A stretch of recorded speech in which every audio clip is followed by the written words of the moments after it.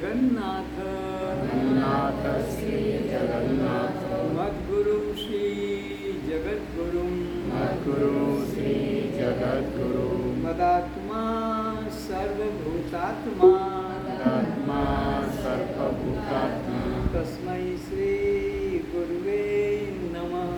तस्मै श्री गुरवे नमः। अज्ञानतिमिरान्धस्य ज्ञानतिमिरान्धस्य ज्ञानाञ्जनशलाकया ज्ञानाञ्जनशलाकया चक्षुरुन्मिलितं येन चक्षुरुन्मिलितं येन तस्मै श्री गुरुवे नमः।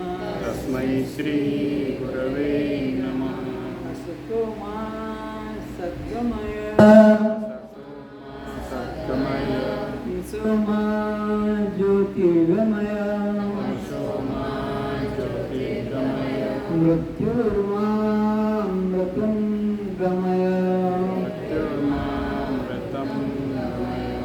हे गुरु परमात्मनः हे गुरु परमात्मनः आप हमें परमात्मा के नाम पर परमात्मा के नाम पर सत्य के नाम पर सत्य के नाम पर फैले हुए अंधविश्वासों से अंधविश्वासों से रूढ़ी बातों से बुरी बातों से मताग्रहों से हताग्रहों से वैराग्य कराकर वैराग्य कराकर परमात्मा के सत्य के मार्ग पर लाने की कृपा करें। मार्ग पर लाने की कृपा करें। आप हमें अज्ञान अंधकार से निकालकर अज्ञान अंधकार से निकालकर अंधविश्वासों से निकालकर अंधविश्वासों से निकालकर मताग्रहों से निकालकर हताग्रहों से निकालकर मूर्खता से निकालकर मूर्खता से निकालकर परमात्मा के सत्य मार्ग में लाने की कृपा करें। लाने की कृपा करें। आप हमें अज्ञान अंधकार से निकालकर ज्ञान अंधकार से निकालकर अमृत आत्मा का अनुभव कराने की कृपा करें। सभी लोग अपने मंगल नेत्र को खोलें।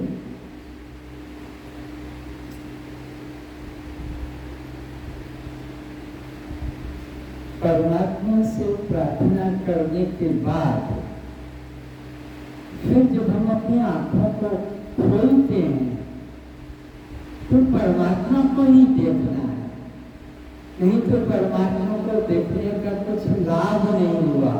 परमात्मा को देखकर सिया राम मैं सब जग जानी करहूं प्रणाम। सब में एक चेतन, सब में एक परमात्मा का दर्शन होना ही ये मंगल नेत्रों का लक्षण है, दिव्य दृष्टि का लक्षण है।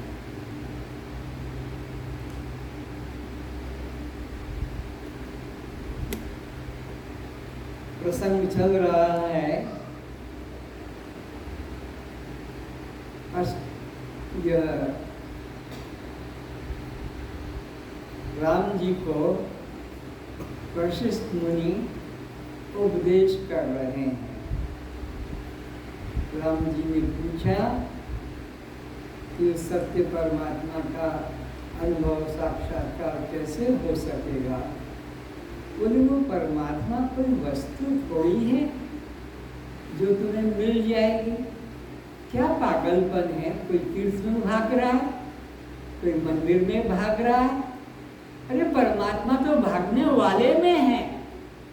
कस्तूरी के लिए मृग जैसे जंगलों में भागता है, वो कोई जंगल में कोई झाड़ का फल है कि कोई वृक्ष की जटा है।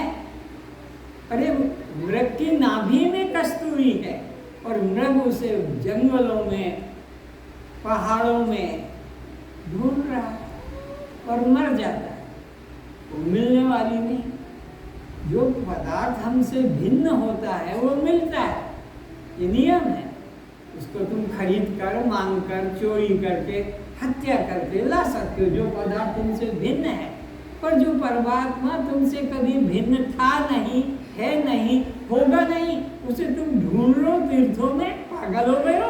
दिमाग खराब हो गया, अरे बाहर होता तो वो मिल जाता। ईश्वर सर्वभूतानाम, गीता के 18 अध्याय के 66 श्लोक में स्पष्ट कह दिया कृष्ण ने, ईश्वर सर्वभूतानाम, सब भूतों के अंदर हृदय में बैठा हुआ है, किंतु मूर्खता के कारण, अज्ञानता के कारण बाहर ढूंढ रहा है, पर बाहर मिलेगा तो जो बाहर मिलता है वो पदार्थ अनित्य होता है, ये नियम है। बाहर जो भी मिलेगा, अगर भगवान भी मिल गया तुम्हारा मन कल्पित, तो वो अनित्य होगा। अनित्य पदार्थ बाहर मिलते हैं, पर नित्य पदार्थ तो खोजने वाले के अंदर ही रहता है। तो इस संबंध में अष्टावक्र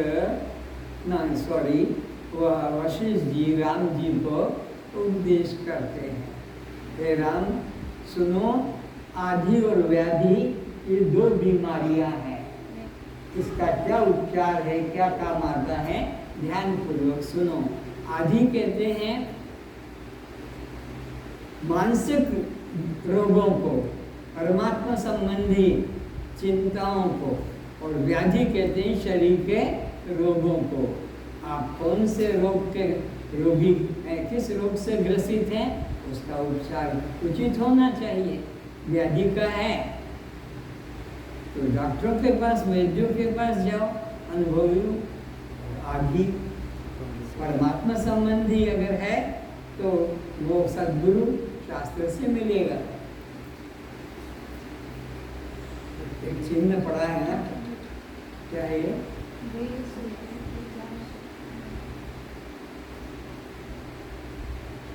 3 प्रकार की शुद्धि है, देह शुद्धि, विचार शुद्धि एवं भाव शुद्धि। देह शुद्धि देह के रोगों के लिए है, विचार शुद्धि मानसिक निष्ठा, निश्चय में भ्रम है उसको कहा है, और भाव शुद्धि जो भावना में अशुद्धि है उसको निकालने को कहा। ये किसने लगाया? लगाना नहीं आता क्या?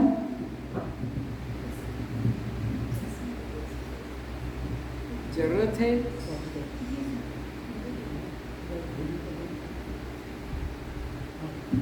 प्रकार की शुद्धि का विचार यहाँ पर कराया जा रहा है।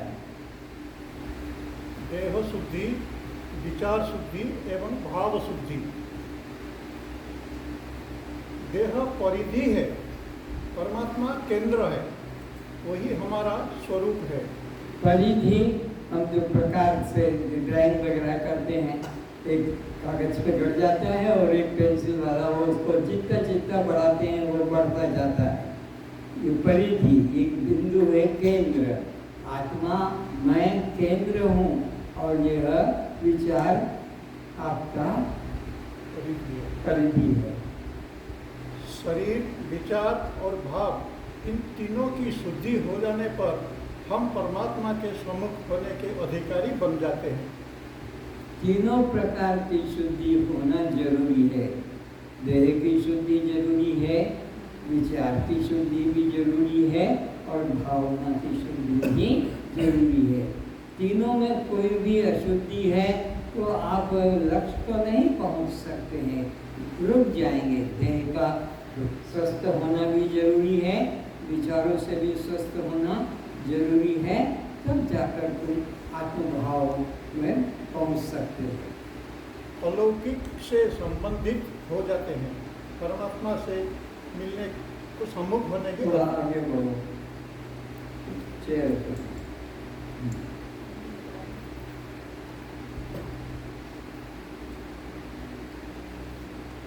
किंतु शरीर, विचार और भाव की शुद्धि परमात्मा से मिलन नहीं है। तो ये 3 शुद्धियाँ परमात्मा का अनुभव कराने में सहयोगी है, परमात्मा की प्राप्ति कराने वाली नहीं है। न देह शुद्धि परमात्मा की प्राप्ति कराती है, न विचार शुद्धि परमात्मा की प्राप्ति कराती है, न भाव से परमात्मा की प्राप्ति होती। प्राप्ति सदा अप्राप्त पदार्थ की होती है।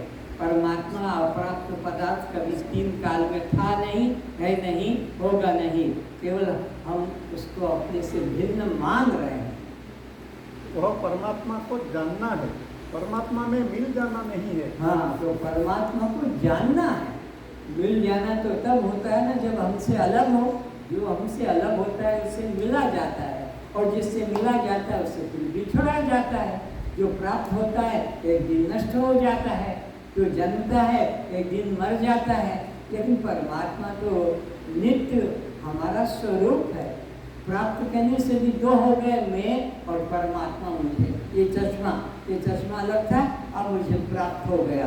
क्या परमात्मा इस प्रकार का कोई अप्राप्त पदार्थ है जो भजन कीर्तन पूजन ध्यान से तुम्हें प्राप्त हो जाएगा? अरे ये भजन पूजन कीर्तन करने वाला वो ही अंदर है, उसी से ये सब क्रियाएं हो रही, उसके बिना कोई क्रिया नहीं। तो परमात्मा का अनुभव हो जाता है। क्योंकि जानने में आने वाली वस्तु से जानने वाला भिन्न ही होता है। भिन्न होता है, नियम है।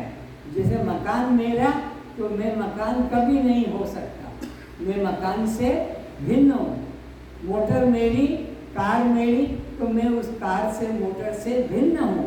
पत्नी मेरी, पुत्री मेरी, संपत्ति मेरी, तो मैं उससे, तो जो मेरा या मेरी या मेरे, ये 3 जिसके साथ जुड़े हैं, राग जिसके साथ जुड़ा है वो तुमसे अलग है, री तुमसे जिससे जुड़ी है वो भी तुमसे अलग है, रे तुमसे जिससे जुड़े हैं वो रा री रे, ये 3 संसार है। और तुम अकेले इधर खड़े हो।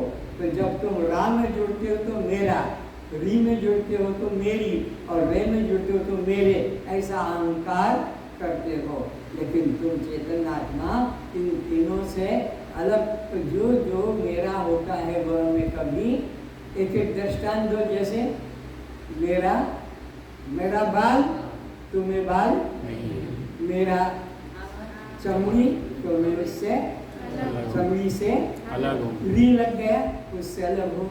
ऐसे ही मेरे दांत तो मैं दांत से अलग। जो रा से जुड़ गया, री से जुड़ गया और रे से, ये तीनों संसार में ले जाएंगे, ये परमात्मा में कभी नहीं मिलाएंगे। ये याद रखो, जो रा से जुड़ गया मेरा, तो वो मैं कभी नहीं हो सकता। मेरा सदा मैं से अलग है। और ऐसे ही मेरी सदा मैं से, जो मेरी है वो कभी मैं हो नहीं सकती। मेरी चप्पल, तो क्या मैं चप्पल हो सकता हूँ? कैसे हो सकता? जो मेरी हो गई वो मैं नहीं हो सकता, जो मेरा हो गया वो मैं कभी नहीं हो सकता, और जो मेरे हो गए वो मैं कभी, मेरे दुश्मन तो मैं दुश्मन थोड़ी हो सकता हूँ। शुद्धि की भूमिका तो हमारी दृष्टि को परमात्मा की तरफ आकर्षित करती है। फिर से शुद्धि की भूमिका तो हमारी दृष्टि को परमात्मा की तरफ आकर्षित करती है। तो शुद्धि की जो दृष्टि है, विचार शुद्धि, शरीर शुद्धि, भाव शुद्धि, ये परमात्मा की तरफ तुमको आकर्षित करती है। सत्य को जानने की शुद्धि से सत्य की तरफ मन आकर्षित होता है, और अशुद्धि से मन सत्य से दूर हो जाता है। उसके बाद शून्य की दृष्टि परमात्मा से एकत्व कराती है, और उसके बाद में देह शुद्धि, विचार शुद्धि हो गई, फिर भाव शुद्धि हो गई, तब जाकर शून्य की दृष्टि है। अब न वो रहा न ये रहा, बल्कि एकत्व का भाव जग जाता है। शून्य का मतलब अब न यह है न वह है, न मैं हूँ न तू है, द्वैत खत्म हो जाता है, केवल एक चेतन वस्तु ही रह जाती है। जैसे नदी चलकर सागर में मिल जाती है, जैसे नदी चलकर सागर में मिल जाती है। जैसे नदी जब तक नहीं मिली है, चलती है चलती है चलती है, कई उतार चढ़ाव आते हैं। जब नदी सागर में एक हो गई, तब मैं नदी इतनी दूर से चल के आई हूँ, कानपुर गंगा से चलते चलते कलकत्ता मैं अब आ गई हूँ, और अब मैं समुद्र में, ये बोध नहीं रहेगा, चलने का भाव खत्म। जब एक हो गया तो मैं चल के आई हूँ मिल गई ये भाव भी नहीं, बल्कि मैं ही हूँ, मैं गंगा ही हूँ, मैं सागर ही हूँ, एकत्व का भाव रहेगा। रास्ता दे दो जल्दी से। अतः शरीर, विचार एवं भाव को प्रथम शुद्ध करना है। ये शरीर, विचार और भाव ये पहले शुद्ध करता है। जब शुद्ध हो जाता है, ये नदी सागर में अब मिल गई, अब एकत्व हो गया, अब द्वैत भाव न नदी का और सागर का रहा, बल्कि जल मात्र रह गया। इसके बाद शरीर, विचार एवं भाव के प्रति शून्यता लाना है। फिर जब तुमको पूर्णता का बोध हो जाएगा, तब तुम्हें शरीर के प्रति कुछ नहीं, विचारों के प्रति भी कुछ नहीं, और भाव तीनों के प्रति शून्यता लाना है। तीनों तीन नहीं, बल्कि मैं केवल एक चेतन मात्र हूँ। शरीर की शून्यता शरीर तादात्म्यता का विरोध है। शरीर का शून्यता शरीर तादात्म्यता का विरोध है। शरीर के साथ हमारा भ्रांत संबंध है। हम ऐसा नहीं कहते हैं कि हमारा शरीर, बल्कि हम ऐसा मानते हैं कि हम शरीर है। ये हमारी अशुद्धि का लक्षण है। हम जब शरीर का अहंकार करते हैं कि मैं शरीर हूँ, मैं स्त्री हूँ, मैं पुरुष हूँ, जवान हूँ, ब्राह्मण, क्षत्रिय, वैश्य, शूद्र या बंगाली हूँ, ये शरीर की मलिनता, ये अशुद्धि का लक्षण है। मैं शुद्ध शरीर हूँ, ऐसा कभी कोई भी ज्ञानी विचार नहीं करेगा। यदि मैं शरीर नहीं हूँ, यह भाव जग जाए तो शरीर संबंधी सभी अनात्म अभ्यास अर्थात अहंकार की निवृत्ति हो जाएगी। अगर ये तुम्हारा कोई पूर्व का पुण्य जग जाए, तुम्हारे माता पिता का तुम पर अगर सचमुच में आशीर्वाद है, सच्चे पिता माता का अगर आशीर्वाद है और ये ईश्वर की कृपा है, और तुम्हें ये भाव जग जाए कि ये शरीर में नहीं हूँ, शरीर भाव जब तुम्हारा निकल गया, तो शरीर संबंधी नाम, रूप, जाति, आश्रम, संबंध, परिणाम और जन्म, मृत्यु, ये सातों से मुक्ति हो जाए। अगर तुम्हारा ये भाव छूट जाए, कौन सा भाव? कि मैं देह, जब मैं देह नहीं तो नाम भी मेरा, जब मैं देह नहीं तो रूप भी मेरा, गोरा काला लंबा छोटा, जब मैं देह नहीं तो जाति भी, जब मैं देह नहीं तो उम्र भी मेरी, जब मैं देह नहीं हूँ तो कोई संबंधी भी, संबंधी तो इससे है ना, उम्र तो इससे है, जाति तो इससे है, नाम तो इससे है, रूप तो इसमें है। मैं तो यह शरीर ही नहीं तो नाम भी मेरा नहीं, रूप भी मेरा नहीं, जाति भी मेरी नहीं, किसके ये सब? बोलो शरीर के। मैं तो शरीर, ये शरीर के धर्म को तुम क्यों अहंकार करते हो कि ये मेरा, ये मेरा, ये मेरी? ना, ये कोई मेरा, मेरी, मेरे नहीं है। मैं तो केवल मैं हूँ, मैं तो चेतन आत्मा मात्र हूँ, शुद्ध मात्र हूँ। तो देह का भाव जिनका निकल जाता है, वो सब ये बाह्य सातों चिंताओं से मुक्त हो जाते हैं। शरीर के साथ हमारा तादात्म्य टूट जाए तो शरीर शून्यता अवश्य घटित होगी। जो देह के साथ हमारा अहम भाव मिट गया, तो फिर देह के साथ में हमारा अहंकार किसी भी प्रकार से जुड़ेगा, शून्यता हो जाएगी, स्वतः हो जाएगी। देह को मैं नहीं माना तो देह के प्रति शून्य भाव हो जाएगा। आत्मनिष्ठ ज्ञानी को कोई मार नहीं सकता। कैसे? आत्मनिष्ठ ज्ञानी को कोई मार नहीं सकता। मारेगा किसको? कौन मारेगा? एक शरीर दूसरे शरीर को मारेगा। ज्ञानी की दृष्टि में शरीर नहीं और परमात्मा के अलावा कोई दूसरा नहीं, तो उसको कोई मार नहीं सकता। मारेगा किसको? जिसने देह माना है उसको शत्रु मारेगा, मौत मारेगी, प्रारब्ध मारेगा, कर्म मारेगा। लेकिन जिसने अपने को आत्मा जाना, उसके लिए नाम, रूप, जाति, आश्रम, संबंध, परिणाम, जन्म, मृत्यु कुछ भी नहीं है। परीक्षित को सर्प डसने आकर बैठ गया। सुखदेव ने कहा कि अब तुझे यह डसने वाला है, तू मरेगा। परीक्षित कहता है, एक मिनट,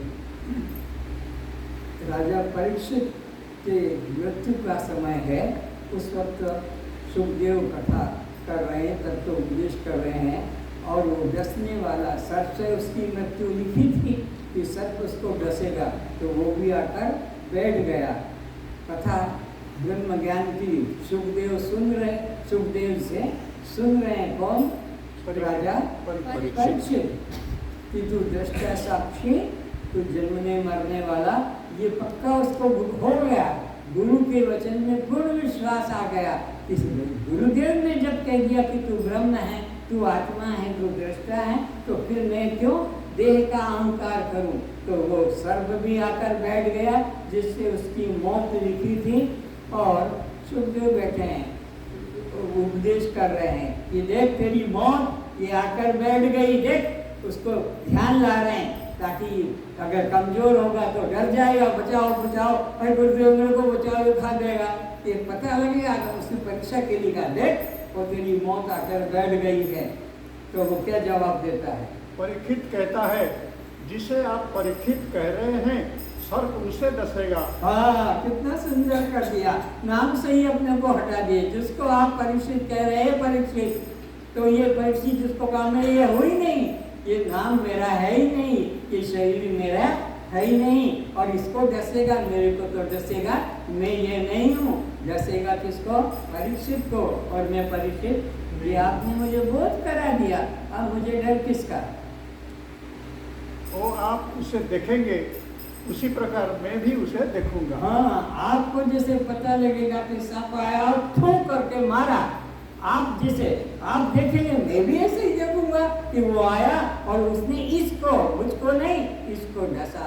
इस प्रकार भिन्न भाव देह से अपने को जग गया। ये गुरु का आशीर्वाद, ये गुरु की कृपा, जिसको देह के प्रति इदम भाव जग गया। यह भाव यह हमेशा भिन्न के लिए होता है। यह ऐसे ही यह भी यह, तो गुरु की कृपा से उसका देह भाव छूट गया, आत्म भाव जग गया। तो जिस तरह आप देखेंगे इससे कि सर्प आया और डसा, ऐसे मैं भी देखूंगा। मुझे वह छू भी नहीं सकता। कौन? वो जो है सर्प, जिसे मेरी मौत बताया आपने, वह इसे जिसे आपने अभी कहा है, क्या नाम दिया उसका? परीक्षित। ये मैं हूँ ही नहीं, जो डसेगा वह सर्प, और यह शरीर जिसे डसेगा यह मैं नहीं। मेरा कुछ भी नहीं बिगाड़ सकेगा। मेरा कोई हानि, मुझे कुछ दुख नहीं पहुंचा सकेगा। क्योंकि दुख तो कब था? जब मैं आपके पास आया कि मुझे बचाओ, 7 दिन का मुझे श्राप लग गया है और किसी ने मुझे बचाया नहीं, तब मैं आपके पास देह भाव से आया था। पर अब तो मेरा देह भाव छूट गया और मुझे कोई छू नहीं सकता, मुझे डस नहीं सकता। ज्ञानामृत के पान से मेरा देह भाव त्याग हो चुका है। किसके द्वारा? देह भाव किसके द्वारा शांत होता है? आत्मज्ञान के द्वारा। जब तक आत्मज्ञान नहीं होता है, तब तक नाम का भी अहंकार, जाति का भी अहंकार, रूप का भी अहंकार, उम्र का भी अहंकार, परिणाम का भी अहंकार, आश्रम, सब अहंकार होते हैं। अब आत्मज्ञान के द्वारा मेरे सब अहंकार शांत हो गए, निकल गए, निवृत्त हो गए। ज्ञानामृत के पान से मेरा देह भाव त्याग हो चुका है। जहाँ तक कोई कुछ हानि पहुँचा सकता है। क्या कहा? बोलो। ज्ञानामृत के पान से, ज्ञानामृत के पान से क्या हुआ? मेरा देह भाव त्याग हो चुका है। मेरा देह भाव नष्ट हो चुका है। अब मेरे में देह का भाव, मैं देह हूँ, मेरा ये परिवार है, मेरा ये घर संपत्ति है, अब ये मेरे अंदर कुछ भी नहीं रहा। मैं इन सब से बैठ जा चुपचाप।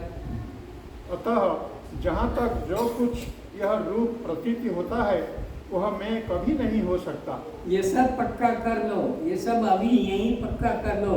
क्या करके?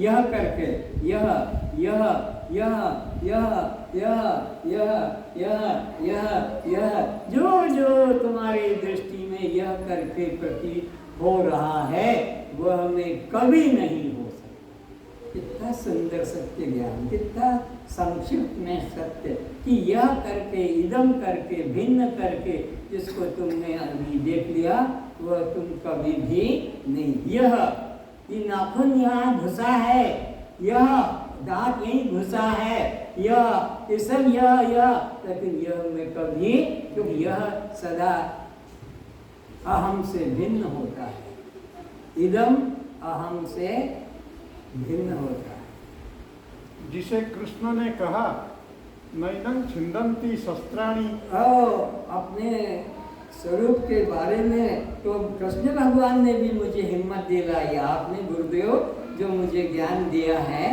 तो कृष्ण भगवान ने भी क्या हिम्मत दिलाई कि तुझे ना कोई शस्त्र काटेगा, न अग्नि जलाएगी, न तुझे पानी भिगोएगा, न पवन सुखाएगा। भगवान कृष्ण ने भी गीता के 2 अध्याय के 23 श्लोक में ये निष्ठा सब प्राणियों के कल्याण के लिए बताई है।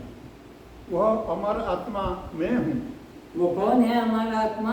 मैं हूँ। अभी तक क्या था मैं? ये क्या हूँ? परिच्छिन्न। अभी तक क्या था? मैं परिच्छिन्न हूँ और सब मुझे मारेगा, डसेगा, मैं राजा हूँ। पर ये भाव था तो वह खत्म हो गया। उस सत्ता का जब जिसे मैं रूप से बोध हुआ और शरीर का तादात्म्य टूट जाता है, तो जब उस सत्ता का अहम रूप में ज्ञान हो गया कि वह मैं हूँ, तब यह भाव खत्म हो गया। वह जब मैं हूँ जो अखंड सर्वव्यापक चेतन परमात्मा, वो बोध जग गया तो फिर यह अनित्य देह में ये बात खत्म हो गई। यह भाव टूट जाना कि मैं देह हूँ, शरीर की शून्यता घट जाएगी। शरीर की शून्यता कब घटेगी? जब ये देह में नहीं हूँ, ये भाव जग गया कि ये देह में नहीं हूँ, तो शरीर की शून्यता घट जाएगी। इस तादात्म्य को तोड़ने के लिए हमें निरंतर विचार करना होगा। तो इसके लिए तुम्हें कोई पूजा नहीं करना है, व्रत उपवास नहीं करना है, आंख बंद करके ध्यान समाधि नहीं लगाना है। इसके लिए विचार करना है। विचार से मुक्ति है, अविचार से बंधन है। तो ऐसा विचार करना है तुम्हें कि यह देह में नहीं हूँ, तो इसके संबंध के सारे अहंकार तुम्हारे शून्य हो जाएंगे। इसके लिए शरीर जितना शुद्ध हरि होगा, उसकी बुद्धि सात्विक होने से उतनी ही जल्दी शरीर से एकत्व भाव टूट सकेगा।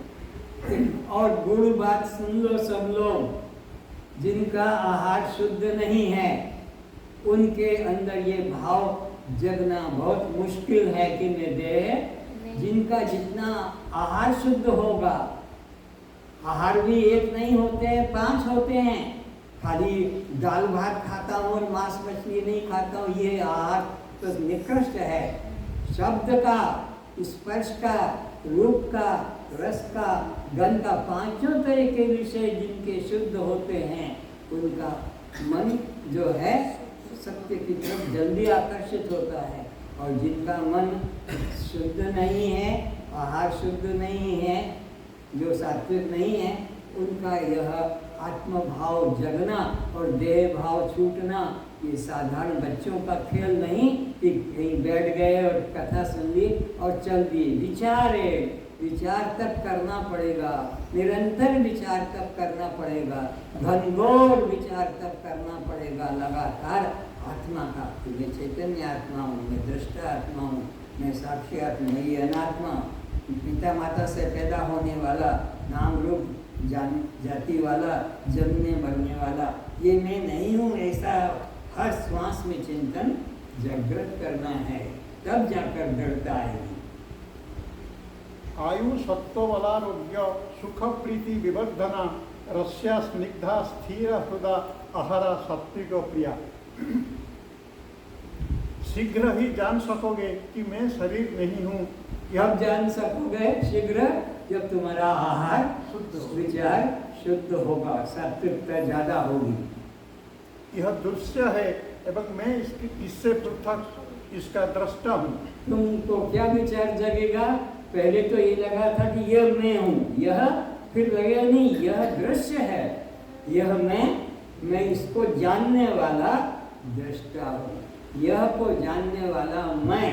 पहले तो लगता था यह ही मैं हूँ, यह ही शरीर ही नाम रूप जाति ही मैं हूँ। पहले तो यह को ही मैं माना था, पर जब मेरा शुद्धि हो जाएगा, देह भाव शून्य हो जाएगा, तो लगेगा कि इसको जानने वाला मैं हूँ, मैं यह शरीर नहीं। इस शरीर भाव को तोड़ने के लिए ऐसा क्या करें कि देह भाव छूट जाए? अब ये प्रश्न जिज्ञासा सबके लिए लग रही है, सब ध्यान से सुनेंगे कि क्या साधन किया जाए जिससे कि ये देह में मैं भाव निकल जाए और मेरा भाव अलग हो जाए कि ये मेरा है, मैं यह नहीं। उठते बैठते सोते जागते खाते पीते ध्यान पूर्वक देखें कि भीतर कोई ऐसा भी है जो न उठता है, न बैठता है, न खाता है, न पीता है, न सोता है, न जागता है, न आता है, न जाता है, केवल दृष्टा है, केवल सब क्रियाओं का साक्षी है। तो कौन सा ऐसा साधन है जिसके करने से हमारा देह भाव दूर हो जाए? तो रास्ता बता रहे हैं कि हर क्रिया के करते हुए उठो, चलो, देखो, सो, खाओ, पियो, लो, दो, सुख दुख, सब क्रियाओं को अंदर बैठकर कोई एक देखने वाला, जानने वाला है, और वह दृष्टा, देखने वाला, जानने वाला, ज्ञाता मैं हूँ। ऐसा भाव जब इसको फिर से पढ़ो, खाते पीते देखते, उठते बैठते सोते जागते खाते पीते ध्यान पूर्वक देखें कि भीतर कोई ऐसा भी है। क्या देखें कि भीतर कोई ऐसा भी है जो न मेरे उठने से उठता, देह के उठने से न उठता है, न देह के चलने से चलता है, न देह के खाने से खाता है, न देह के सोने, वो इन देह की सब क्रियाओं से अलग है। अंदर कोई एक ऐसा है जो ये बाहर की सब क्रियाएं जितने नाम बताए अभी, उठना बैठना लेना देना खाना, इन सबको से अलग है, जो कोई क्रिया में भाग नहीं लेता है, केवल दृष्टा साक्षी मात्र है, केवल सब क्रियाओं का साक्षी है। आपका शरीर, पांव, हाथ, प्राण चल रहे हैं, किंतु शरीर के भीतर कोई एक तत्व ऐसा भी है जो आराम से देख रहा है, वह एक कदम भी नहीं चल रहा है। जैसे राजा अपनी गद्दी पर बैठा देख रहा है, मंत्री सेवक सब अपना अपना काम कर रहे हैं, पर वो देखता रहता है। ऐसा अंदर कोई है जो इन सब प्राणों को चलते हुए, इंद्रियों को अपना अपना काम करते हुए, मन को इधर उधर सोचते हुए देखता रहता है, पर वो खुद कुछ भी नहीं करता है। फिर से बोलो। आपका शरीर, पांव, हाथ, प्राण चल रहे हैं, किंतु शरीर के भीतर कोई एक तत्व ऐसा भी है जो आराम से देख रहा है, वह एक कदम भी नहीं चल रहा है। जैसे रथ, मोटर, हवाई जहाज, ट्रेन में बैठा यात्री एक कदम भी नहीं चलता है एवं मंजिल पर पहुंच जाता है। दृष्टांत कितना सुंदर दे दिया कि तुम अपने कार में बैठे हो, अपनी गाड़ी में बैठे हो, हवाई जहाज में बैठे हो, रॉकेट में, तुमको हाथ पैर चलाना भी नहीं पड़ता है, और जो तुम्हारी 10,000 20,000 किलोमीटर की यात्रा थी वो पार हो जाती है और तुम्हें कुछ करना नहीं पड़ता, तो मशीन के द्वारा होता है। तो तुम्हारा शरीर मशीन की तरह काम करता है, तुमको कुछ करना नहीं पड़ता है और जीवन यात्रा पूरी हो जाती है। इसी तरह मात्र आपके शरीर की समस्त क्रियाओं को वह देख रहा है। इस तरह मात्र आपके शरीर की समस्त क्रियाओं को वह देख रहा है। कौन देख रहा है? मैं करके अंदर जो है वो केवल देख रहा है, कोई क्रिया के साथ जुड़ता नहीं।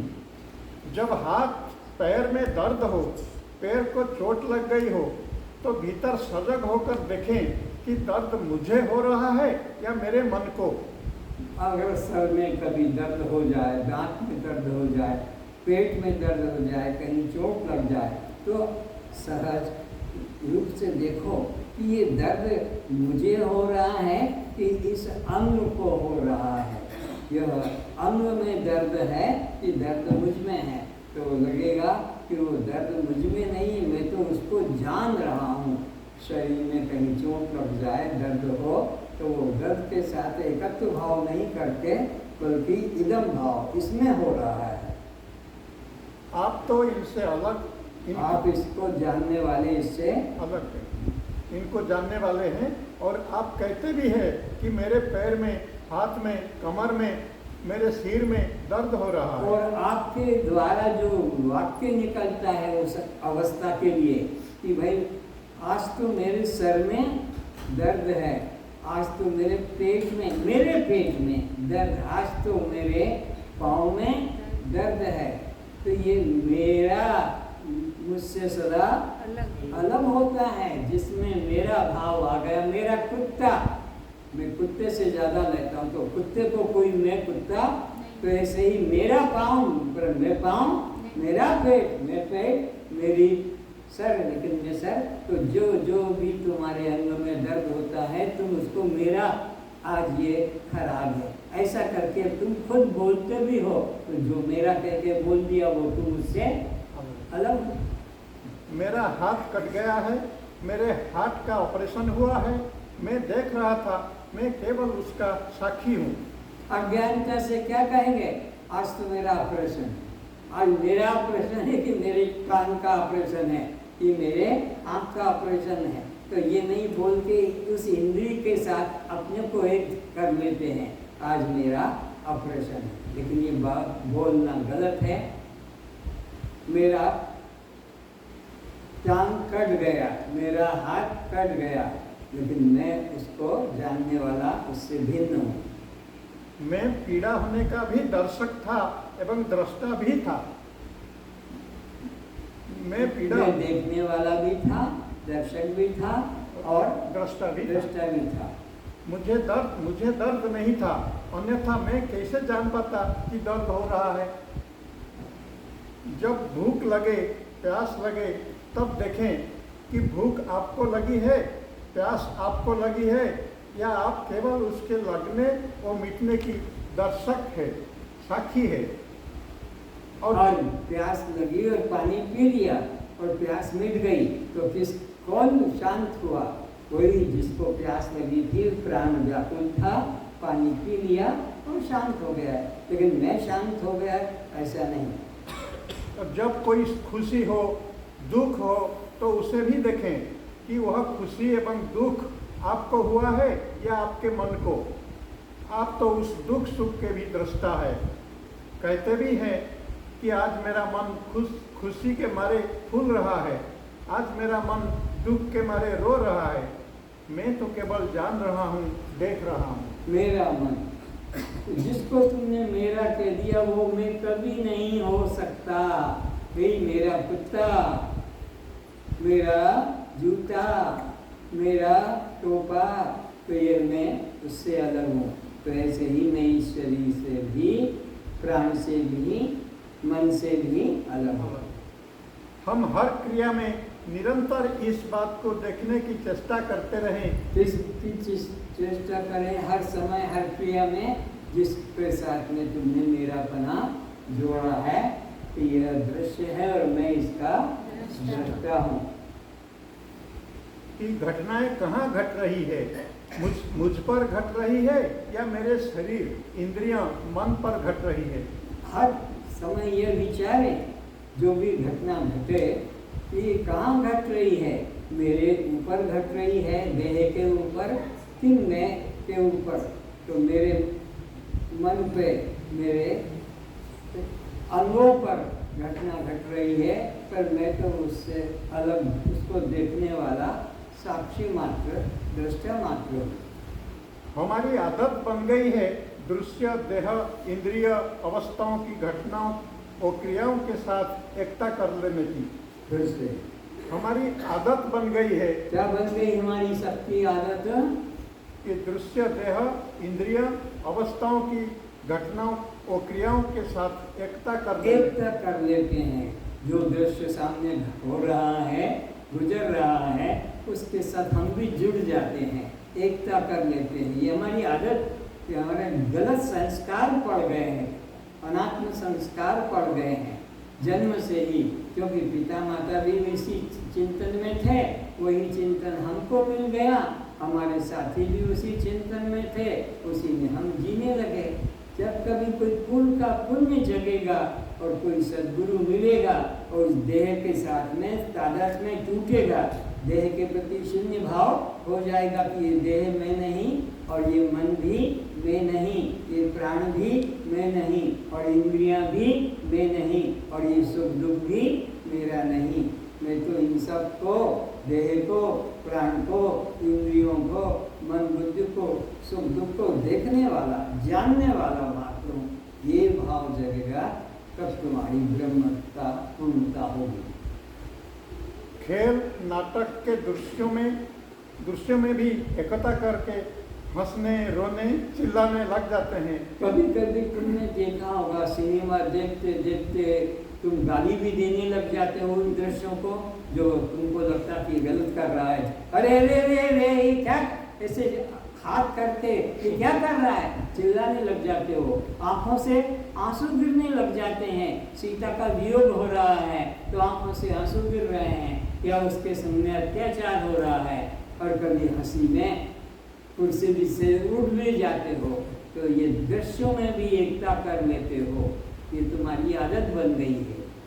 इसी तरह अपने शरीर और मन पर घटने वाली क्रियाओं के साथ भी एकता करके रोने हंसने लग जाते हो। तो जैसे सिनेमा देखकर, नाटक देखकर, दृश्य देखकर उसके साथ एकता कर लेते हो, हंसने रोने लग जाते हो, सुख दुख मनाने लग जाते हो, ऐसे अपने भी शरीर के इंद्रियों का, मन का व्यवहार देखकर उनके साथ में तुम एकता करके सुखी दुखी हो जाते हो। समस्त दुखों का एक ही कारण है कि हमने देह संघात से एकता समझ रखी है। क्या कहा, बोलो तो तुम। समस्त दुखों का क्या कारण है?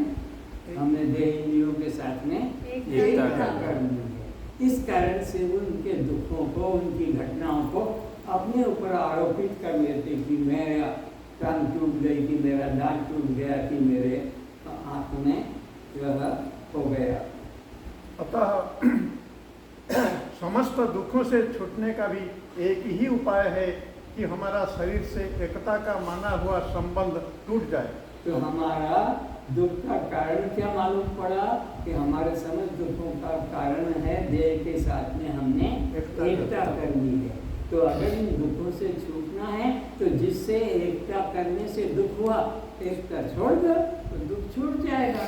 तो देह के साथ में, इंद्रियों के साथ में, मन के साथ में, घटनाओं में एकता का संबंध तोड़ दो और उसमें क्या भाव जोड़ दो, मैं दृष्टा साक्षी आत्मा हूँ। ये सब दृश्य में घटना घट रही है। बस हमें यह स्मरण आ जाए कि मैं यह देह नहीं हूँ, तो इसके लिए हमें देह की क्रियाओं के प्रति सम्यक स्मृति रखना है। क्या मैं नहीं समझ पाया, बोलो भाई क्या कहा इन्होंने, क्या हमको करना है फिर से? बस हमें यह स्मरण आ जाए कि क्या हमको याद आ जाना चाहिए, क्या हमको इसमें लग जाना चाहिए? बोलो, ये देह में नहीं, ये देह, ये इंद्रियां, ये सुख दुख दर्द, ये घटना मेरे साथ में नहीं है। ये मैं, ये विचार आ जाए तो इसके लिए हमें देह की क्रियाओं के प्रति सम्यक स्मृति रखना है। तो हमें क्या करना, समान भाव से, सम्यक रूप से स्मरण रखना है कि ये सब अनित्य दृश्य है और मैं इससे अलग, इसका ये बस विचार जगना है। तब देह के ना योग करना है, ना यज्ञ करना है, ना ध्यान करना है, ना पूजा करना है, ना तीर्थ जाना है, ना पाठ करना है, कुछ भी प्रपंच नहीं करना है। रोग का कारण मालूम पड़ गया कि अनात्मा से हमने एकत्व कर लिया, अनात्मा से एकत्व तोड़ दो, बस खत्म, दर्द खत्म, दुख खत्म, चिंता खत्म। जब रात्रि को बिस्तर पर जाए तो देखे कि नींद मुझे आ रही है या मन को। आप देखो बहुत देर हो जाती है, आज क्या बात है, नींद नहीं आ रही है। कल तो बिस्तर पर लेटते ही आंखें बंद हो गई थी, कथा सुनते सुनते नींद आ गई। हाँ, कथा सुनते सुनते नींद जल्दी आ जाती है, बिस्तर पे जल्दी नींद नहीं आती है, गर्दन झुक जाती है, इतना ये जैसे पूरा पी रहा है वो, लेकिन वो अंदर संसार में घुसा हुआ है। तो यह मालूम पड़ जाता है। देह बिस्तर पर गिर रहा है या मैं गिर रहा हूँ। उठें तब भी विचारे कि देह उठ रहा है या मैं उठा, मन जागा या मैं जागा। भूख प्राण को लगी कि मेरे को लगी, भूख के लिए प्राण व्याकुल थे कि मैं व्याकुल था। तो इस तरह से विचार करें हर क्रिया के साथ में।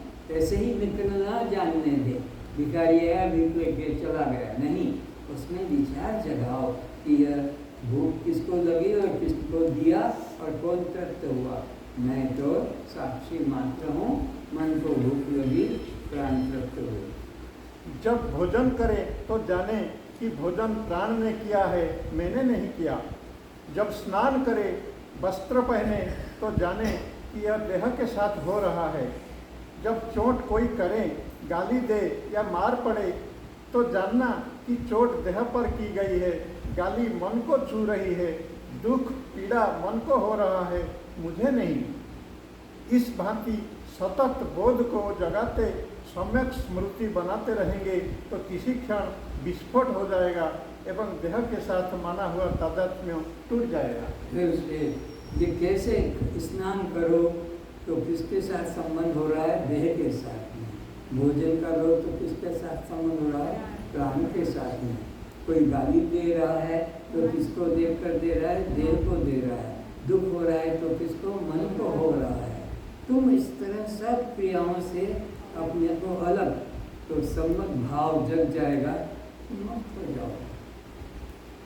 आप अपने भीतर जितने उतरते चले जाते हैं उतनी देह भूलती चली जाती है। क्या हो जाता है? अपने अंदर का मतलब आत्मभाव, साक्षी भाव में जितने गहराई में उतरते जाओगे बस उतना तुम्हारा देह का संबंध अलग होता चला जाएगा, विस्मृति होती चली जाएगी। जागृत से स्वप्न में जाने पर यह देह संबंध संसार भूल जाते हैं। स्वप्न से सुसुप्ति में जाने पर वहाँ जागृत स्वप्न का कुछ भी देह और देह संबंध संसार का होश नहीं रहता। जब नींद से जागृत को लौटते हैं तब देह के साथ तादात्म्य जुड़ता है। तीन अवस्था, जागृत, स्वप्न, सुषुप्ति, तीन अवस्था में जीवात्मा अपना जीवन व्यतीत करता है। जागृत का सारा स्मरण व्यवहार स्वप्न में भूल जाता है। स्वप्न का सारा दृश्य जो भी देखा वो जागृत का स्मरण नहीं रहता और स्वप्न से सुषुप्ति में चला जाता, तो वो जागृत स्वप्न दोनों चले जाते हैं। और सुषुप्ति में जो कुछ भी नहीं देखा, नींद टूटने पर जागृत में जुड़ता है तो सब वहाँ जाकर भूल जाता है। तो इस तरह तुम कौन हो इसमें विचारना है। न मैं जागृत हूँ, न मैं स्वप्न हूँ, न सुषुप्ति हूँ, बल्कि इन तीनों अवस्थाओं में एक जो सबका जानने वाला है चैतन्य आत्मा, वह मैं हूँ। न मैं जागृत, न मैं स्वप्न, न मैं सुषुप्ति। जब नींद से जागृत को लौटते हैं तब देह के साथ तादात्म्य जुड़ता है। जब भी नींद खुल जाए तब अंदर देखना कि आप देह है या देह का तादात्म्य जग रहा है। जब नींद टूट जाए तो देखना कौन उठ रहा है। तुम सोए थे कि यह मन सोया था? ये जागृत में अब जुड़ रहा है। अभी तक भूला हुआ था जागृत को भी, स्वप्न को भी, सुषुप्ति को। अब जब उठा तो किसके साथ जुड़ रहा है, कौन जुड़ रहा है, इसका विचार करेंगे। पढ़ो फिर से। जब भी नींद खुल जाए तब अंदर देखना कि आप देह है या देह का तादात्म्य जग रहा है। कौन जग रहा है? देह के साथ में जो मैं भाव है वो जग रहा है कि मैं जग रहा हूँ। मैं तो कभी सोया नहीं था, यह देह के साथ में मैं भाव सोया था, अब वो जग रहा है। इस देह तादात्म्य को तोड़ने का यह प्रयोग प्रति रात्रि से जागृत अवस्था में आते ही अवश्य करें तो देह के साथ तादात्म्य तोड़ने में सहयोग मिलेगा। फिर से साधन बता रहे हैं। इस देह के तादात्म्य को तोड़ने का यह प्रयोग देह के साथ में जो मैं भाव है, ये तादात्म्य है, उसको तोड़ने का साधन क्या है? यह प्रयोग प्रति रात्रि से जागृत अवस्था में आते हैं अवश्य करें तो देह के प्रति रात्रि को जागृत में आते हैं तब अवश्य जागते ही पहले ये ध्यान करें और कोई देवी देवता का न करके, लेन देन का व्यवहार न करके ये विचार करें कि कौन सोया था और कौन जागा है। आप बिस्तर पर सो जाए, पूरा शरीर, इंद्रियां, मन को आदेश दें कि शांत हो जाओ, शांत हो जाओ। वे शांत हो जाएंगे। आप कहेंगे हमारे कहने से कैसे शांत हो जाएंगे? अरे भाई, तुम्हारे कहने से हाथ उठ जाता है, शरीर उठ जाता है, शरीर बैठ जाता है, हाथ गिर जाता है।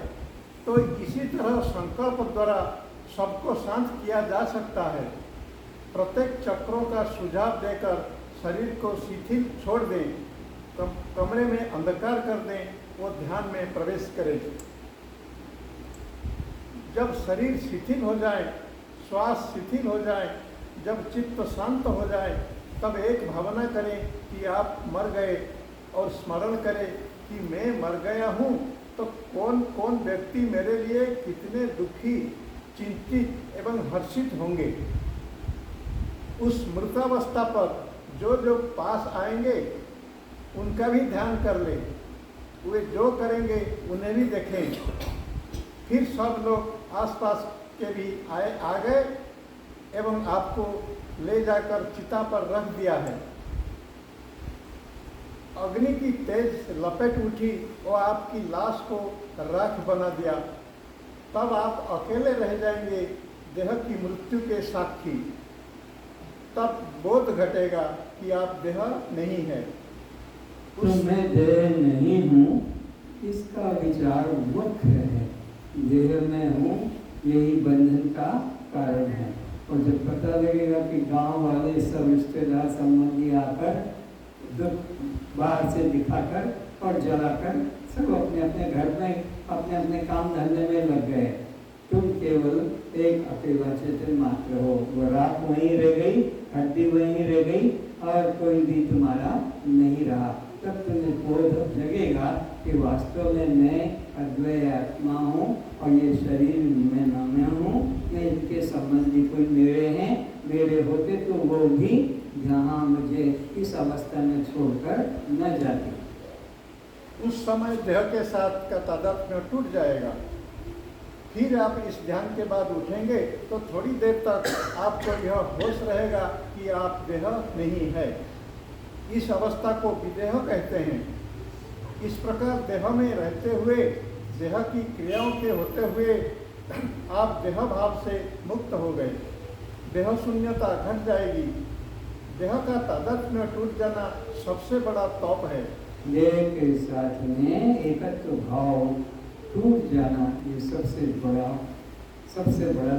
क्या धर्म है, तप है, तप है। ये बड़ा तप है। देह के साथ में एक तत्व भाव का मिट जाना। आपकी सारी भूलें और पाप देह से बंधे हुए हैं। आपने जीवन में एक भी पाप, एक भी भूल बिना देह तादात्म्य के नहीं की है। याद रखो, अपने को पापी मत मानो कि अपने को धर्मी पुण्यात्मा मत जानो, बल्कि ये जानो कि मेरा द्वारा आज तक कोई ना पाप हुआ है, ना कोई पुण्य हुआ है, ना कोई कर्म हुआ है। पाप पुण्य हुआ है तो मन के द्वारा, कर्म हुआ है तो इंद्रियों के द्वारा, भोग हुआ है तो शरीर के द्वारा। मैं इन सबसे अलग केवल चैतन्य दृष्टा साक्षी आत्मा मात्र हूँ, ये भाव रखो। तब आप गीले नारियल से सूखे नारियल हो जाते हैं। तो गीला नारियल के बाहर जो भी चोट पड़ती है तो क्या होता है, अंदर वाला न चाहते हुए भी टूट जाता है, दरारें पड़ जाती, टुकड़े हो जाते हैं।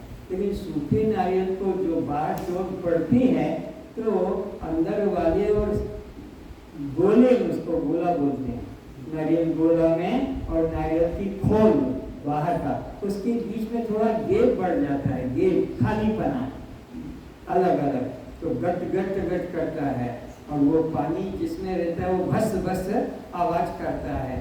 तो वो बाहर चोट पड़ी, अंदर बिल्कुल अज्ञानी की अवस्था, गीला नारियल है, बाहर घटना घटी, बस में मरा, मेरे साथ ऐसा हुआ। किंतु ज्ञानी का जीवन सूखा नारियल है, बाहर मान मिले, अपमान मिले, सुख मिले, दुख मिले, वो किसी को अपना नहीं मानता, अपने को साक्षी बस दृष्टा मात्र जानता रहता है। तो ज्ञानी सूखा नारियल है, बाहर की चोट से अपने अंदर प्रभावित नहीं होता। तब देखेंगे कि सभी चोट, दर्द, पीड़ा, दुख देह के साथ घट रही है, मन के साथ घट रही है। आप उन समस्त क्रियाओं के मात्र साक्षी है। आपको कोई भी कर्म स्पर्श नहीं कर पा रहे हैं।